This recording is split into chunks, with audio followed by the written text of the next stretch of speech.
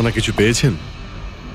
না স্যার, এমনিতেই তো জানা যায় যে কিভাবে আগুন লেগেছে, কিন্তু এখানে তো বোঝাই যাচ্ছে না যে আগুন লাগার কারণটা কি।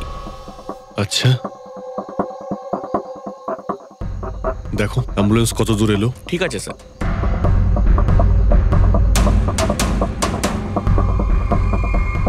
খুব বাজেভাবে ঝলসে গেছে। অদ্ভুত ব্যাপার, জানতেই পারা যাচ্ছে না যে আগুনটা কি করে লাগলো।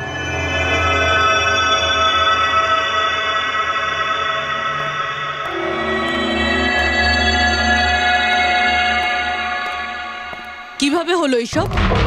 সবকিছু তো একদম ঠিক ছিল, জানি না আগুন কি করে লাগলো। এতজন মানুষের অভিশাপ তো লাগবেই, তাই না? এই কি বললে তুমি? আমি জানতে পেরেছিলাম স্যার যে দিলীপ স্যার কোনো কোর্টের কেসে ফেঁসে গেছিলেন। খুব বড়সড় কেস ছিল স্যার, কিন্তু কিছুদিন আগে ছাড়াও পেয়ে গেছিলেন। অনেকে এই নিয়ে রেগেও ছিলেন। আচ্ছা, এই ঘটনার সুযোগ নিয়ে কেউ ওকে মেরে দেয়নি তো? না, কোর্টে উনি নির্দোষ প্রমাণিত হয়েছিলেন, উনি কিচ্ছু করেননি। কি কেস ছিল? 9 বছর আগে জামাইবাবু থিয়েটারে আগুন লেগে গিয়েছিল, যার জন্য বেশ কয়েকজন মারাও গিয়েছিল, আর সমস্ত দোষ জামাইবাবুর ঘাড়ে চাপলো। এমনি এমনি কি করে আগুন লাগতে পারে? এটা নিশ্চয়ই কারোর প্ল্যানিং। কাউকে সন্দেহ হচ্ছে আপনাদের? এটা কে করতে পারে? যে কেউ করতে পারে, অনিতাও করতে পারে। কোন অনিতা? টনির ওয়াইফ, ও এখানে এসেও ছিল।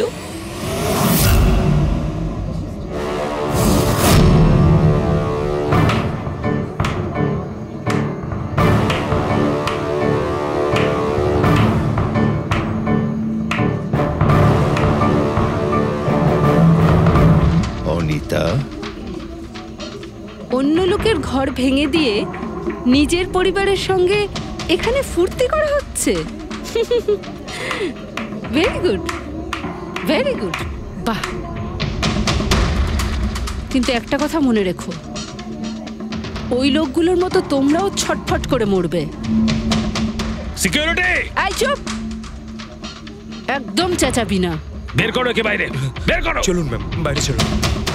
আউট। মনে হচ্ছে তোদের কি পরিণতি হবে তা নিয়ে কোনো মাথা ব্যথা নেই। তোদের খারাপ সময় শুরু হয়ে গেছে, মনে রাখিস। তুই আমার টনির সাথে যা করেছিস না, মনে রাখিস এরপরে তুই আর বেশি দিন বাঁচবি না, শুনেছিস? তুই এই নিয়ে যাবে কে? তুই আর বাঁচবি না,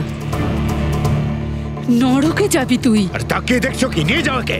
তোকে নরক যন্ত্রণা ভোগ করতে হবে, ছটফট করে মরবি তুই, মনে রাখিস। আরে যা।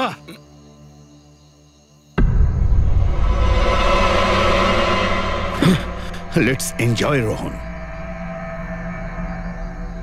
আরে ভুলে যাও।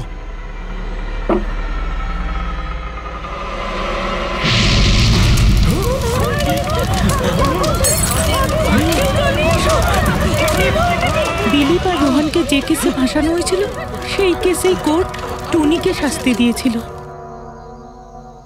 আচ্ছা, কে কে জানতো যে আপনারা এখানে রেস্টুরেন্টে আসবেন?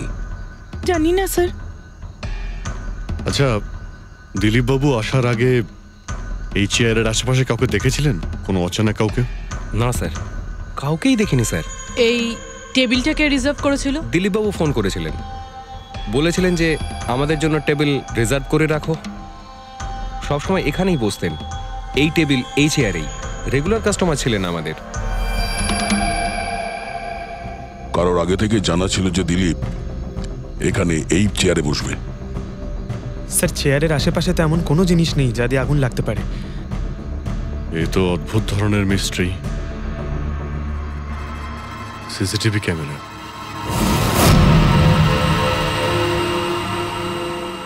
এর ফুটেজ থেকে জানতে পারা যাবে কি হয়েছিল এখানে। ও মাই গড, এসব কিভাবে হলো? কে করতে পারে এসব? ওই করেছে যে দিলীপকে খুন করেছে প্রমাণ লোপাটের জন্য। আর যে কেউ কিভাবে এই মনিটর রুমে চলে এলো? তোমার সিকিউরিটি কোথায়? স্যার, এই রুমে সিকিউরিটির কোনো প্রয়োজনই হয় না। এর আগে এরকম কখনোই হয়নি স্যার। স্যার স্যার, আমার মনে হয় না সিসিটিভি ফুটেজ ডিলিট করার মতো সময়ের কাছে ছিল। ও শুধু ভাঙচুর করেছে। যদি আমরা কোনো এক্সপার্টকে ডাকি স্যার, তাহলে সে হয়তো হার্ড ডিস্ক থেকে রিকভার করতে পারবে।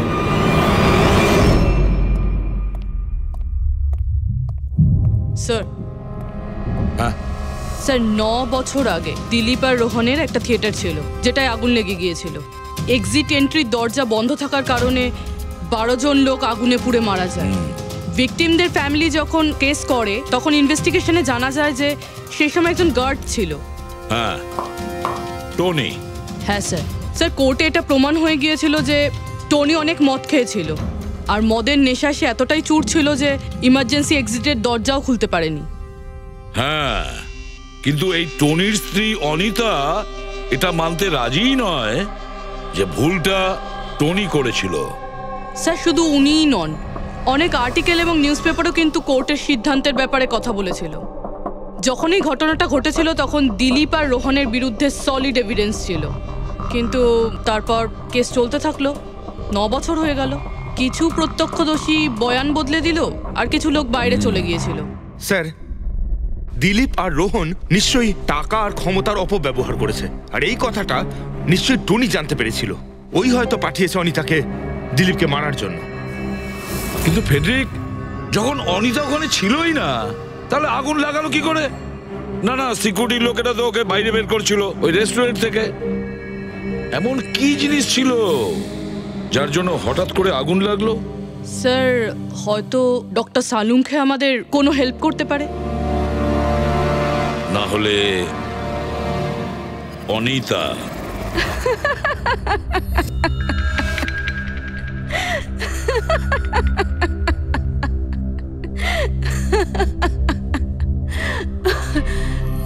আপনারা তো অবাক হচ্ছেন কেন? আমার হাসি দেখে, নাকি দিলীপের মৃত্যুর জন্য? দিলীপের মারা যাওয়াতে এত আনন্দ কিসের? আচ্ছা, আমি খুশি হব না তো আর কে হবে বলুন তো? কালকে রাত্রে রেস্টুরেন্টের থেকে বেরোনোর পর তুমি কোথায় গিয়েছিলে? জেলে, আমার স্বামীর সঙ্গে দেখা করতে। ওয়ার্ডেনের কাছে সমস্ত রেকর্ড আছে, আপনারা চাইলে চেক করতে পারেন। সেটা তো আমরা করবই। আর এইটাও যে তুমি ওই আগুনটা লাগালে কিভাবে? কোনো কালো জাদু করেছিলে তুমি? দিলীপের গায়ে হঠাৎ করে আগুন লাগলো কি করে? কালো জাদু জানলে অবশ্যই প্রয়োগ করতাম, কিন্তু আমি খুব খুশি হয়েছি। দিলীপও ঠিক সেইভাবেই ছটপট করে মরেছে, যেভাবে 9 বছর আগে ওই নিরীহ লোকগুলো মারা গেছিল, যেটা শাস্তি এখন আমার স্বামী টনি ভুগছে। তুমি এইটা কিভাবে বলতে পারো যে টনির কোনো ভুল ছিল না? তুমি তো ওখানে ছিলেই না। আমি ওখানে ছিলাম না, কিন্তু টনি এখানে ছিল। সেদিন ওর শরীর খারাপ ছিল। ওর মালিকদের, মানে রোহন আর দিলীপকে বলে তাড়াতাড়ি বাড়ি চলে আসে আগুন লাগার অনেক আগেই। ভুল ওদের দুজনের ছিল। ওরাই পুরনো দরজা ঠিক করায়নি, যার জন্য ওখানে আগুনে পুড়ে অনেক লোক মারা গেছিল। আমার স্বামীর নয়, ওদের দুজনের দোষ ছিল। তাতে তোমার নিশ্চয়ই খুব রাগ হয়েছিল, ওদেরকে মেরে ফেলারও ইচ্ছে হয়েছিল। 12 জন মারা গেছিল ওখানে। আমার থেকে অনেক বেশি রাগ ওদের পরিবারের লোকেদের হয়েছিল, কিন্তু এখন হয়তো ওরা খুব খুশি দিলীপের মৃত্যুর খবর শুনে। খুব খুশি হয়েছে। ওরা আরো বেশি আনন্দ পাবে যেদিন রোহন পুড়ে মরবে।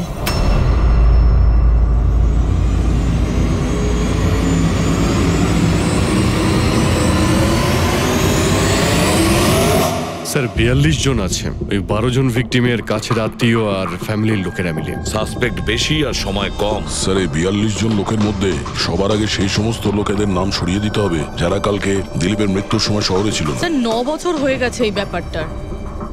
হয়তো অনেক মানুষ দেশ ছেড়েও চলে গিয়েছে, আর কিছু লোক হয়তো এই পৃথিবীতেই আর নেই। তারপরেও খোঁজ তো নিতে হবে। দেখো কজন শহরে ছিল যখন দিলীপের মৃত্যু হয়।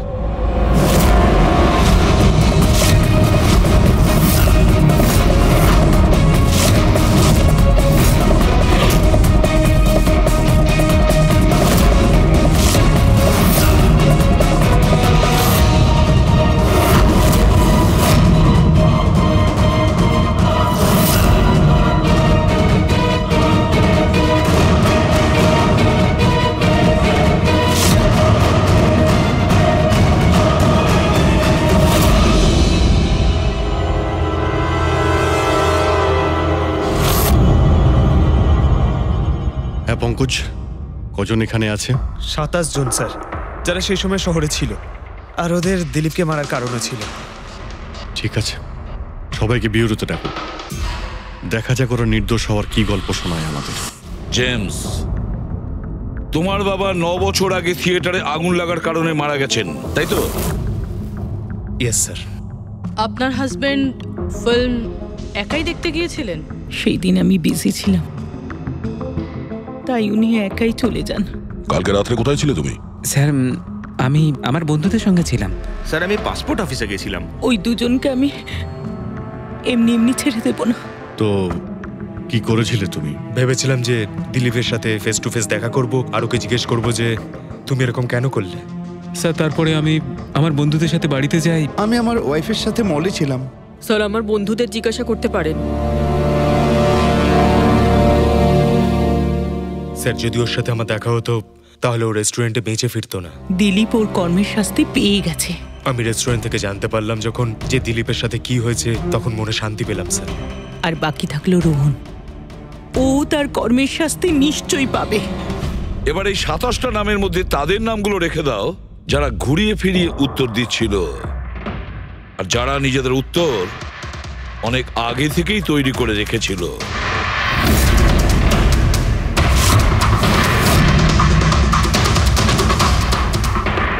স্যার এবার 15 জন রইল। এবার এই 15 জনকে ওই দিনের ব্যাপারে জিজ্ঞাসা করতে হবে যখন 9 বছর আগে থিয়েটারে আগুন লেগেছিল। দেখা যাক কে সব থেকে বেশি রেগে যায় আর কে মুখ ঘুরিয়ে নেয়। স্যার আমার ভাই মাধ্যমিক পাশ করেছিল, ও বলেছিল বন্ধুদের পার্টি দিতে চায়, সিনেমা দেখাতে চায়, টাকা দাও। স্যার আমি সেই জন্য ওকে টাকাও দিয়েছিলাম।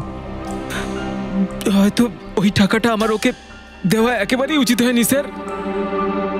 যে এই কাজটা করে থাকুক খুব ভালো করেছে।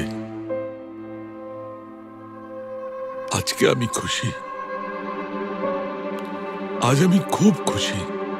কুমারবাবু, আপনি ইউনিভার্সিটিতে ফিজিক্সের প্রফেসর, তাই তো? Yes sir, head of the department physics. কিন্তু আমার নিজের ছেলেরই পড়াশোনায় কোনো ইন্টারেস্টই ছিল না। অনেক বকেছি আমি ওকে, কিন্তু তাতে কোনো রকম কোনো লাভই হয়নি। 1 নম্বরের বদমাইশ হয়ে উঠেছিল। সেদিনও কলেজ বাঙ্ক করে বন্ধুদের সাথে সিনেমা দেখতে চলে গিয়েছিল। আর স্যার তারপর ও আর কোনোদিন বাড়ি ফিরে আসেনি। হিমেশ, রাইট? তুমি কন্ট্রাক্টর না? হ্যাঁ স্যার। হিমেশ, 9 বছর আগে তুমি তোমার স্ত্রীর সঙ্গে সিনেমা দেখতে গিয়েছিল ওই সিনেমা হলে? আমাদের নতুন নতুন বিয়ে হয়েছিল, স্যালনির সাথে সিনেমা দেখতে গিয়েছিলাম। ওর খুব খিদে পেয়েছিল, আমি সিঙ্গাড়া আনতে বাইরে গেছিলাম। আমি ওখানে ফিরে গিয়ে দেখলাম ওখানকার দরজা লক হয়ে গেছে, আর ভেতর থেকে লোকেদের চিৎকার চেঁচামেচি শোনা যাচ্ছিল, আর খুব ধোঁয়া বেরোচ্ছিল ওখান থেকে। আমি স্যার দরজা খোলার অনেক চেষ্টা করেছিলাম, আমি খুব চেষ্টা করেছিলাম। আমি পাগলের মতো দরজায় ধাক্কা দিতে থাকি। সালোনি সালোনি সালোনি বলে আমি চিৎকার করতে থাকি, কিন্তু আমি কিচ্ছু করতে পারিনি স্যার। আমি কিচ্ছু করতে পারিনি, আমার সালোনিকে আমি বাঁচাতে পারিনি। ওখানে তো একটা গার্ডও ছিল না, টনি? ও কি দরজা খোলেনি? ছিল না স্যার। ওখানে কোনো গার্ড মানে আর কাউকে দেখেছিলে তুমি? কেউ ছিল না স্যার, কেউ ছিল না। আমি 9 বছর আগে কোর্টে যে কথা বলেছি আজও তাই বলছি। যখন সিনেমা হলে আগুন লেগেছিল তখন টনি ওখানে ছিল না স্যার।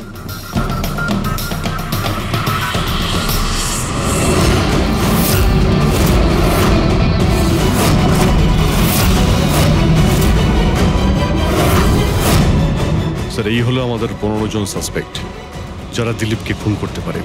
স্যার পুলিশ বলছিল যে ফায়ারম্যানরাও বলতে পারেনি যে আগুনের এক্স্যাক্ট সোর্সটা কোথায় ছিল। ওরা তো দেখা মাত্রই জানতে পেরে যায়, তাই না? জানতে পেরে যায়, যে ওখানে এমন কি জিনিস ছিল যাতে আগুন ছড়িয়ে পড়ে, কিন্তু ওরা জানতে পারেনি।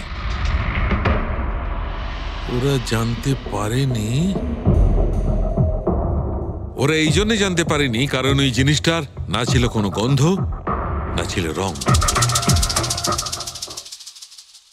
Exactly sir.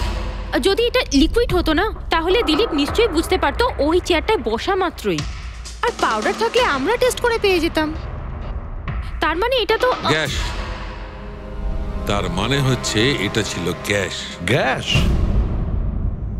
এই জন্য ওই ফায়ারম্যান জানতে পারেনি যে কিসের জন্য আগুন লেগেছিল। ইনফ্লেমেবল গ্যাস বস, যার শুধু একটা স্পার্কের দরকার হয় জ্বলে উঠবার জন্য। কিন্তু একটা কথা বুঝতে পারছি না, দিলীপ যে চেয়ারে বসেছিল সেই চেয়ারে গ্যাস আসলো কোথা থেকে? চেয়ার থেকেই। কি চেয়ার থেকে? সেটা এইভাবে বস, যে চেয়ারে দিলীপ বসেছিল তার নিচের অংশে কেউ ওই ইনফ্লেমেবল গ্যাসকে স্প্রে করেছিল। মারা যাওয়ার সময় দিলীপের সংস্পর্শে দুটো জিনিস ছিল। একটা তো এই চেয়ার যেটাতে ও বসেছিল, আর একটা ওয়াইনের গ্লাস যেটা ও হাতে ধরেছিল। আমরা এই দুটো জিনিসই চেক করেছি। তো এই চেয়ারটা থেকে আমরা ইনফ্লেমেবল গ্যাসের কিছু ট্রেসেস পেয়েছি। বস, আমাদের আশেপাশের পরিবেশে সর্বদা জ্বলনশীল পদার্থ ঘুরে বেড়ায়, যেটা কখনো কখনো স্পন্টেনিয়াসলি জ্বলে যায়। যেমন হচ্ছে মাস গ্যাস, একটা ন্যাচারাল বায়োগ্যাস, আর জ্বলনশীল গ্যাস এর মেইন কম্পোনেন্ট। তার মানে ইনফ্লেমেবল গ্যাস যে কোনো সময় হাওয়াতে এমনি এমনি জ্বলে উঠতে পারে? না ফ্রেডি, নিজে নিজে নয়। যখন পরিবেশটা খুব বেশি উত্তপ্ত হয়ে ওঠে আর সেটা পরিবেশের অক্সিজেনের সঙ্গে মিশে যায়, তখন একটা সুপার হাই টেম্পারেচার উৎপন্ন হয়, যার কারণে এই আগুন লেগে যায়। কিন্তু ডক্টর সালুখে, ওখানে তো এরকম কোনো হাই টেম্পারেচারের মতো কিছু ছিলই না। এক্স্যাক্টলি, এমন কোনো ডাইরেক্ট সোর্স ছিলই না যাতে তাপ উৎপন্ন হতে পারে।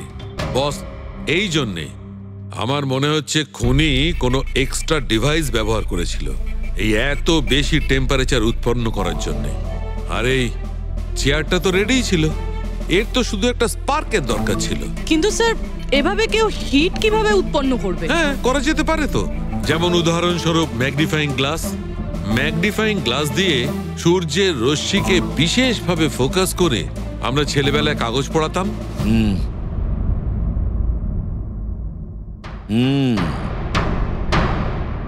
মনে হচ্ছে ওই রেস্টুরেন্টে আবার যেতে হবে, খোঁজ নিতে হবে কিসের থেকে আগুনটা লেগেছিল।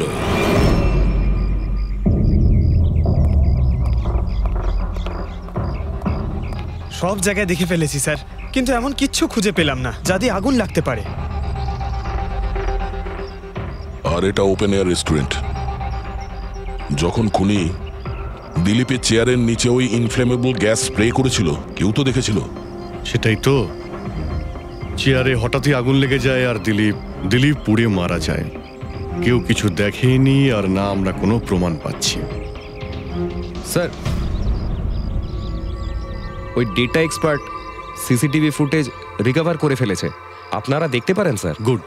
দয়া, তুমি গিয়ে দেখো, ততক্ষণ আমি এখানে দেখছি কিছু পাওয়া যায় কিনা। স্যার, দিলীপ আর ওর ফ্যামিলি আসার 15 মিনিট আগের ফুটেজ এটা।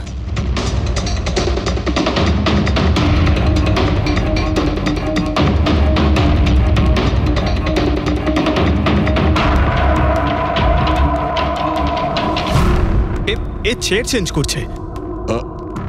এর কোনো দ্বিতীয় অ্যাঙ্গেল আছে কি এই সময়েরই? চেক করো। 1 মিনিট স্যার।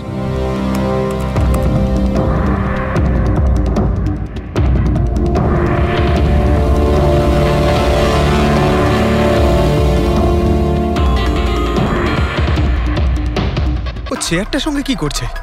গ্যাস স্প্রে করছে নাকি? হ্যাঁ, ও নিজের চেয়ারে গ্যাস স্প্রে করলো, আর ও নিজের চেয়ারের সঙ্গে ওই চেয়ারটা বদলে দিল যেটাই দিলীপ বসতো।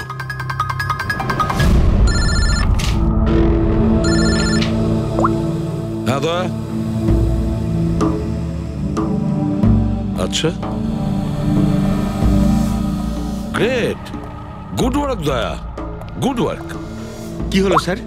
যে দিলীপের চেয়ারটা কারসাজি করেছিল তার খোঁজ পাওয়া গেছে। সে আসলে একটা লোক, ওর শারীরিক গঠনটাও জানা গেছে। আর দেখি আমরা, দয়া ফটোটা পাঠাচ্ছে।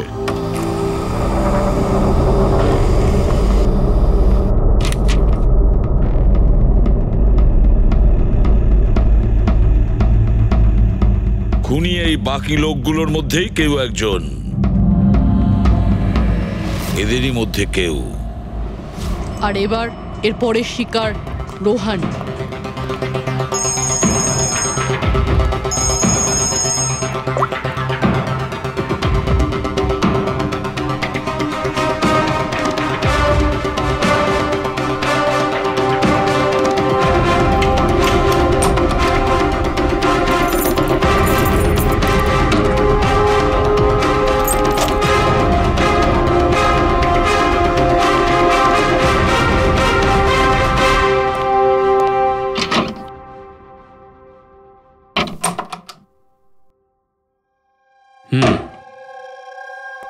আমার মনে হয় কারোর আমার আর দিলীপের মুক্তিতে অসুবিধা হচ্ছে। আমার প্রাণের ঝুঁকি আছে এখানে। I'll talk you later, bye. Sir, everything is okay. All right, তুমি এখানেই থাকবে আর কাউকে ভেতরে ঢুকতে দেবে না। Be alert, okay? Okay sir.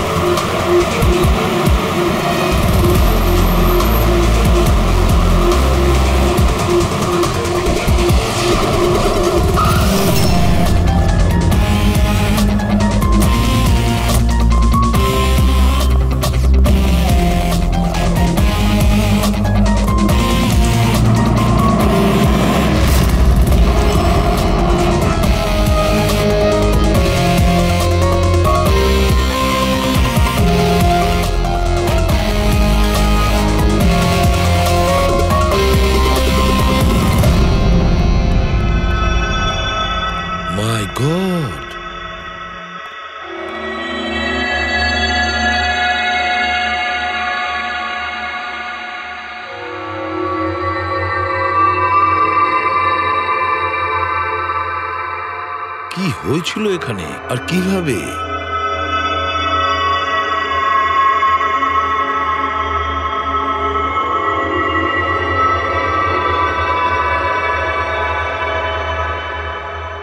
এখানে আর অন্য কোনো জিনিসের স্মেল পাওয়া যাচ্ছে না, শুধু এই পোড়া লাশটা দুর্গন্ধ ছাড়া। মানে স্যার, এই মার্ডারটাও ইনফ্লেমেবল গ্যাস দিয়েই করা হয়েছে হয়তো।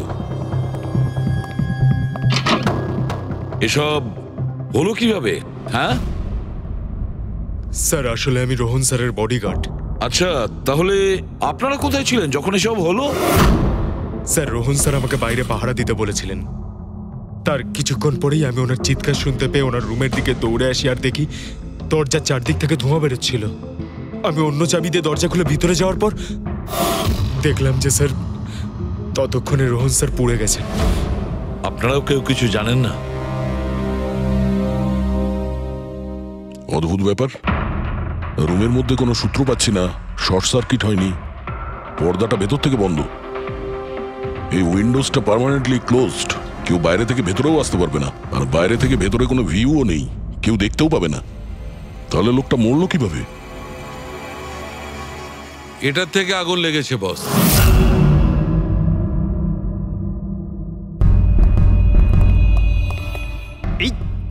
এই জিনিসটা দিয়ে? এটা কি স্যার? এটা হচ্ছে ফিলামেন্ট। ফিলামেন্ট? ইলেকট্রিক বাল্বের ভেতরের ফিলামেন্ট।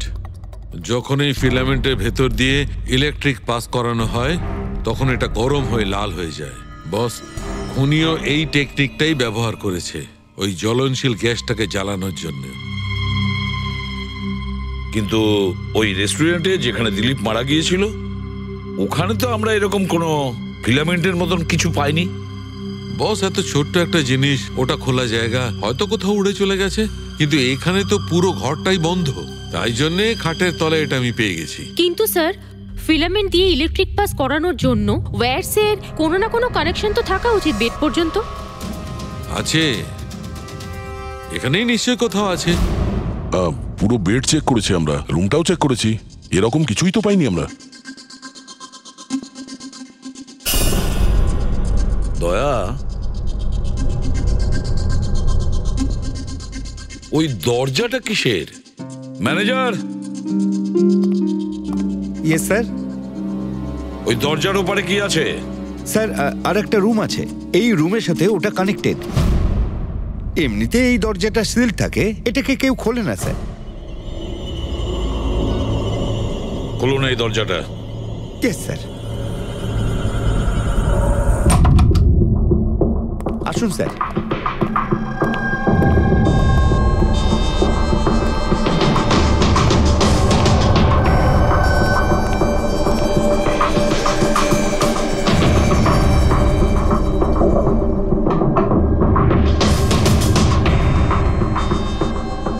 আচ্ছা ম্যানেজার বাবু, কার রুম এটা? কে থাকে এই রুমটাতে? কোনো একজন গেস্ট স্যার, ডিটেলস চেক করতে হবে। দেখুন। Okay sir.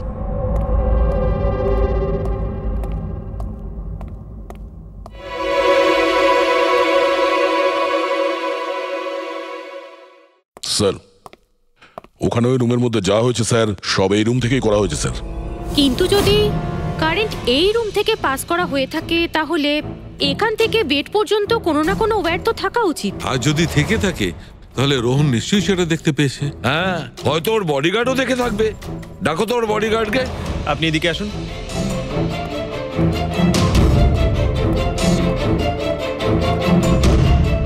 একটা কথা বলো, যখন তুমি রোহনের ঘরে এসেছিল তখন কোনো তার দেখেছিলে এখানে এই দরজা থেকে ওই রুম পর্যন্ত?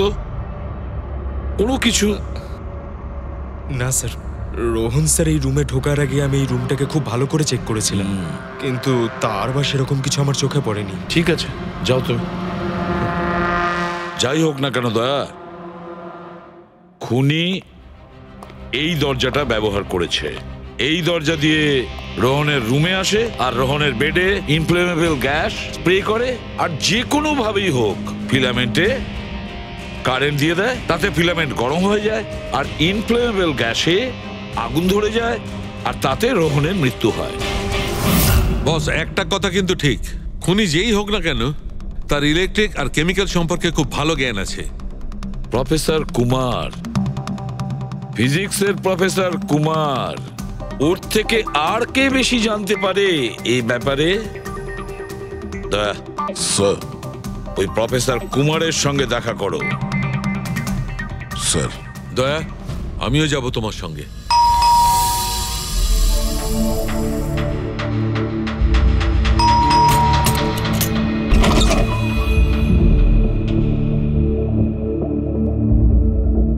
প্রফেসর কুমার আছেন বাড়িতে?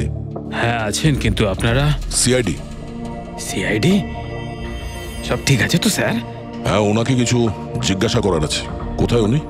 বাইরে বাচ্চাদের পড়াচ্ছেন, আমি ডেকে আনছি। ঠিক আছে ঠিক আছে, আমরা দেখছি।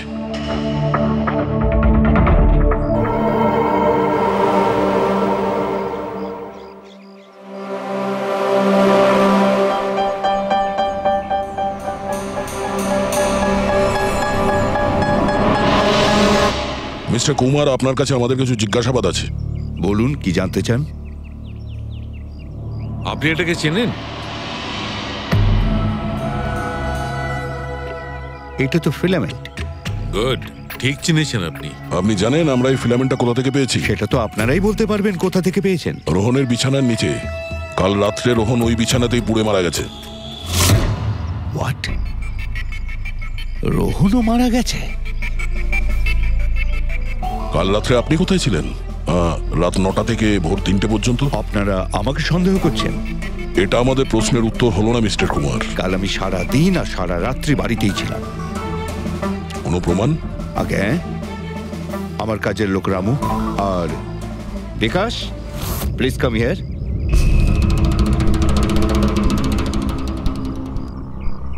Yes sir.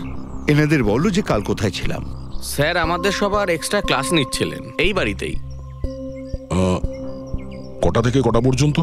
স্যার সন্ধ্যা 6টা থেকে ভোর 5:30 পর্যন্ত। সামনেই আমাদের এক্সাম, তাই আমরাই স্যারকে রিকোয়েস্ট করেছিলাম এক্সট্রা ক্লাস করানোর জন্য। ঠিক আছে স্যার, তুমি যাও বাবা।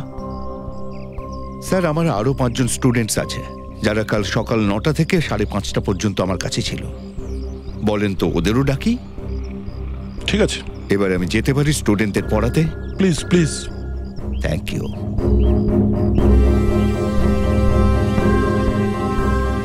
হ্যাঁ, তাহলে আমি যেটা বলছিলাম যে শোল্ডারিং ওয়্যার ছাড়াও আমরা মাদারবোর্ড ফিক্সড করতে পারি with the help of adhesive conductor.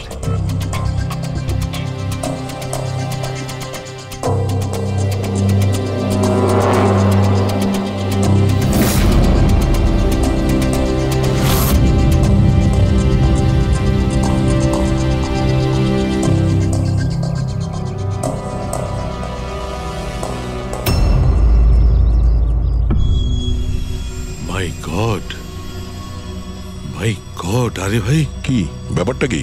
আরে ভাই, এই ভুলটা আমি কি করে করলাম? কি গড, বুড়ো হয়ে গেছি আমি বুড়ো হয়ে গেছি। দয়া একটা কাজ করবে, 1 ঘন্টা পরে ফরেন্সিক ল্যাবে দেখা করো। একটা জিনিস দেখাবো। 1 ঘন্টা পরে। আরে ওই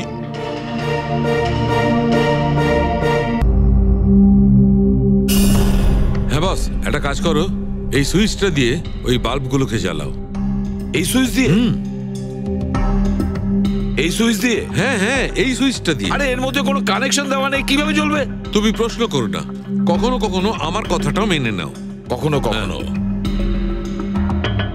এই অন করলাম। কই স্যার, কিছুই তো হলো না। হবে হবে। আরে কি হবে? কিছুই হবে না। হবে ভাই, বিলিভ মি, হবে। 1 মিনিট। আরে ওর শরীর ঠিক আছে তো? হ্যাঁ স্যার, জানি না কি হয়েছে, প্রফেসর কুমারের সঙ্গে দেখা করে আসার পর থেকেই উনি বাল্ব নিয়ে খেলে যাচ্ছেন। একটা কথা বলো, ওই ফিঙ্গারপ্রিন্ট গুলোর খবর কি, যেগুলো তুমি হোটেলের লোকেদের কাছ থেকে নিয়েছিলে আর ওই রুমটা থেকে নিয়েছিলে? স্যার অনেক ফিঙ্গারপ্রিন্টস পাওয়া গেছে, কিন্তু সবগুলো স্টাফ মেম্বারসদেরই, এছাড়া আর কারোর পাওয়া যায়নি। এটা কিভাবে সম্ভব? এই যে দাদা, একটু এই দিকেও দেখুন। হ্যাঁ হ্যাঁ দেখছি। হ্যাঁ,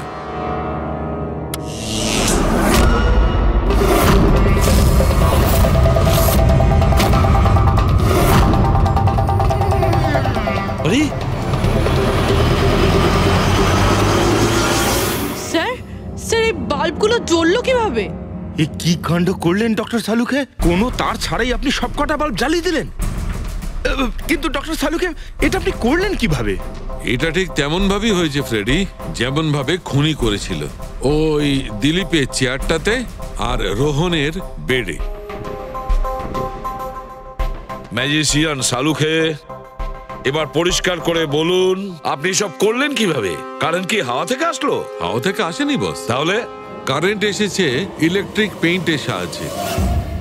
ইলেকট্রিক পেইন্ট? হ্যাঁ, ইলেকট্রিক পেইন্ট। আসলে ইলেকট্রিকের যে তার হয় সেটা মেটালের হয়। Metal is a good conductor of electricity, সেই জন্য কারেন্ট ওর মধ্যে দিয়ে পাস করে। ঠিক একই রকম ভাবে কিছু পেইন্টও আছে যেগুলোকে আমরা ইলেকট্রিক পেইন্ট বলি, আর এটাও গুড কন্ডাক্টর অফ ইলেকট্রিসিটি। এর মধ্যে দিয়েও ইলেকট্রিসিটি পাস করতে পারে। অদ্ভুত ব্যাপার হলো এটা যে কোনো কালারের সঙ্গে মিশে যায়, যেটা খুব সহজে যে কোনো ব্যাকগ্রাউন্ডে মার্জ হতে পারে। ও, এই কারণেই আমরা হোটেলের রুমে আর রেস্টুরেন্টে কিছু দেখতে পাইনি স্যার। এক্স্যাক্টলি দয়া, খুনি আসলে হোটেলের রুমের আর রেস্টুরেন্টের ফ্লোরের দুটোর কালার এই কালারের সঙ্গে ম্যাচ করেছে, এই জন্য আমরা দেখতে পাইনি।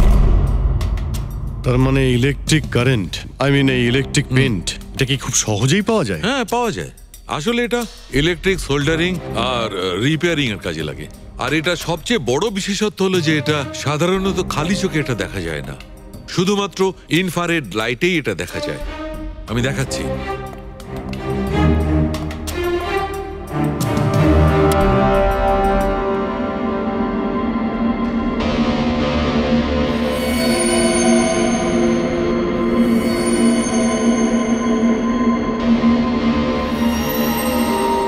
দেখেছো বস?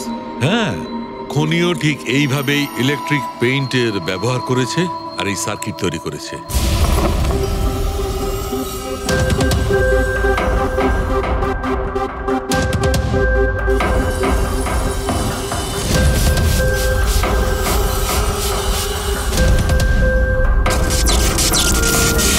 একটা কথা তো নিশ্চিত, এ যেই হোক না কেন তার এ সমস্ত ব্যাপারে খুব ভালো জ্ঞান আছে।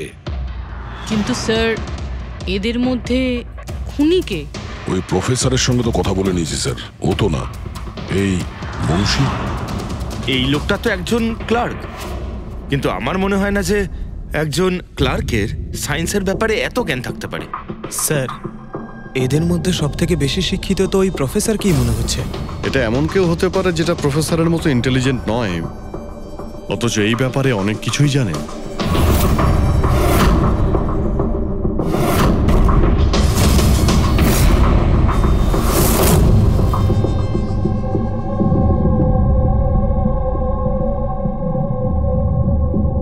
সেই লোকটা অভিজিৎ, এই লোকটাই সে।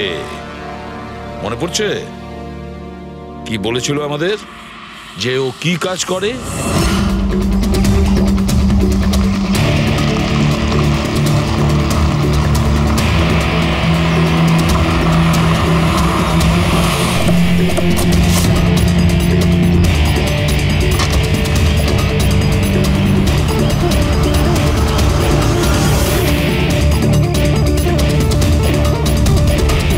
যাওয়া যাক শ্বশুর বাড়ি।